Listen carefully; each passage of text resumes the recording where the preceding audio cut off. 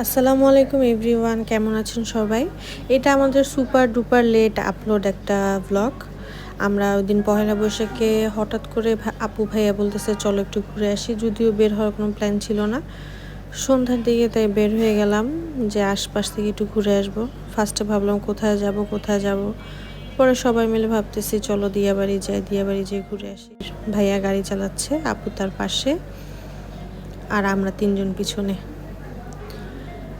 যদিও শরীরটা একটু খারাপ ছিল, বের হওয়ার ইচ্ছা ছিল না, আপুর জোরাজোরিতেই বের হওয়া। এত জ্যাম ছিল, এখন কোনো অকেশনে বেরই হওয়া যায় না। ডিএইচএসের ভিতর দিয়ে যেতে যেতে দিয়াবাড়ির রাস্তায় উঠলাম, আর এমন জ্যাম শুরু হয়ে গেছে যে তারপর কি আমরা আর নামতেই পারিনি। জ্যামে 3 ঘন্টার মতো বসেছিলাম জাস্ট দিয়াবাড়ির ফার্স্ট স্টেশন থেকে ঘুরে আসতে।